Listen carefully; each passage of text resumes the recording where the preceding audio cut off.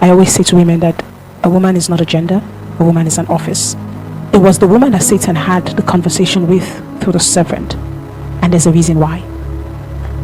It wasn't because the woman was weaker in spirit.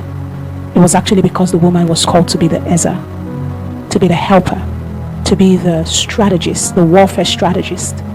If you take down a person's military defense system, you can take down their nation. And she was meant to be that for the man. So it helps you understand how you are supposed to be configured as a woman. When they came out of the garden and when they sinned, what God said, it says, I will place enmity between you and the serpent, and between your seed and the serpent.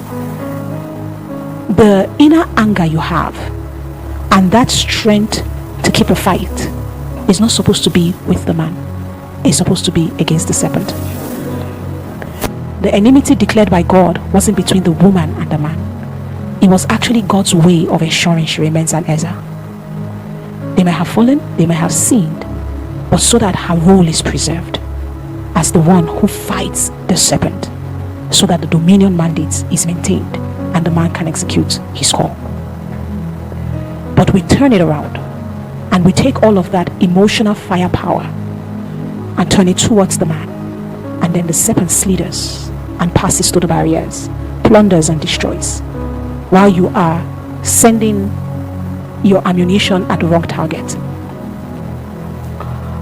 So as a woman, one of the things you must learn to master is clarity. Clarity is not a gift. Clarity is a practice.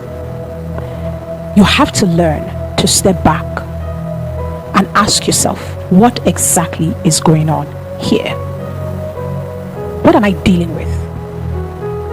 What am I fighting? Who stands to gain and who stands to lose? I found out that as women, many times we don't know how to do that.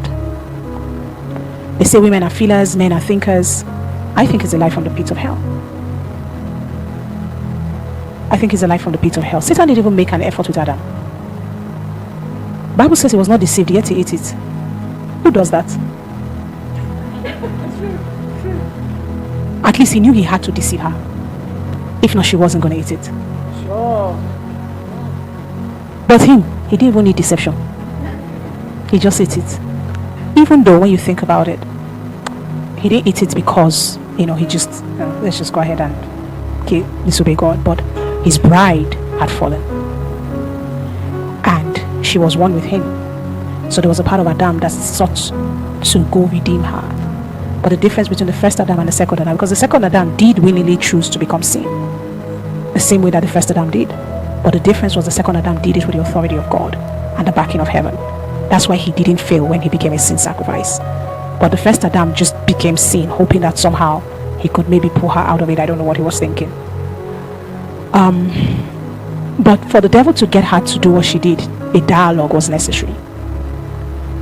I think women are thinkers.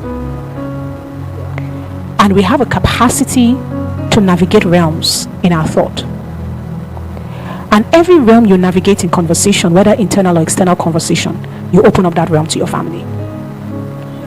And that was what happened in the garden. The moment she engaged that realm of death with the serpent, it became the standard of the day. And Adam was fighting a losing battle. You are a gatekeeper. You are a door opener. You are a realm controller. That's why when a woman is angry, you enter the house, you can feel it. You will know. Everything locks up. Even oxygen is hard to find.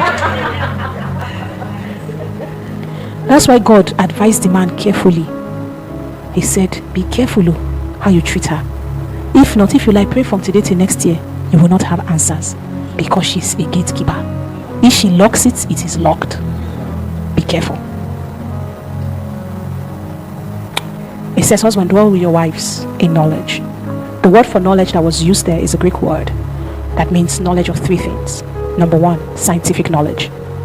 It says, dwell with her in the knowledge of how she is formed and how she functions scientifically. What time of the month? Is she really crazy, or is she just on her cycle? How does she feel when she wakes up? How does she act when she's pregnant? Like all of those things, you need scientific knowledge. The second meaning for that word knowledge, also men deal with her with financial knowledge. Women like money, whether you like it or not. They like to feel secured, and it's not out of selfishness. A woman naturally worries for her cub, for her seed, her future, the home. So deal with her in knowledge, the things that have to be taken care of. And the last meaning for that word knowledge, okay, there's scientific, then I think it's spiritual. Also, that's the third one. So a man doesn't successfully dwell with a woman if he doesn't have knowledge. I feel like sometimes as women, we are asking for too much. No, I rephrase. We are asking for what is not possible because it has not been given to the man. How many men went to the school of womanhood before they married? How many men actually truly were trained by fathers who had knowledge and skill and insight? How many of them were told this is how to dwell with her? And I'm not talking about traditional knowledge. Not many. And then you are expecting that person to give you what they don't have. Can we also talk about adultery? Can we talk about how adultery locks a man up in chains?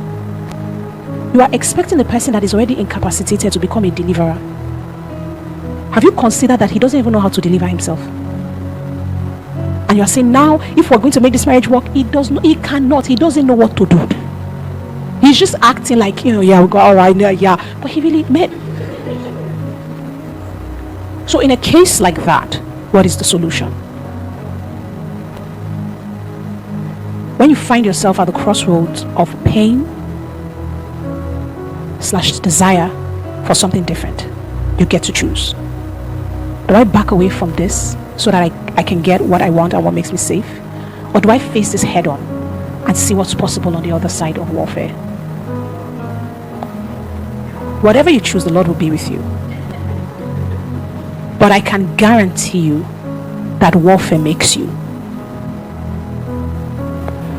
So when people say things like, oh, Apostle ISI, my God, you're so powerful. I'm not powerful because I'm gifted. I'm powerful because I'm steady in warfare. I'm powerful because I don't back away easily. I don't give up quickly. I don't stop because I'm tired. I stop because I'm commanded to. It is in the midst of war that strength is developed. It is in the midst of navigating complexities that wisdom is born. You ask yourself, what manner of woman do I want to become? Do I want to become one of the women who sang in the city whilst Deborah rallied an army and Jael slew a general? Who do you want to be in the midst of the story? You get to decide. This damsel in distress syndrome must stop. You are not in distress. You are just at a junction of choice. There's a difference. Stop acting as a woman like you're so weak. You don't have the power to. You have the power because there's Christ at work within you. And Jesus is not male or female. He's the power of the entirety of the throne of God. How do you have all of that and act like you don't have the capacity to create the future that was prophesied to you? Women ask me, how do I know what my purpose is? And I'm saying this finally to you as women, that your purpose is not a destination you arrive at, but it's the daily decisions you make in the direction of the will of God for your life. As long as you are daily deciding to move in God's command, you're in purpose. So it's not a place you get to, it's a life of obedience you master.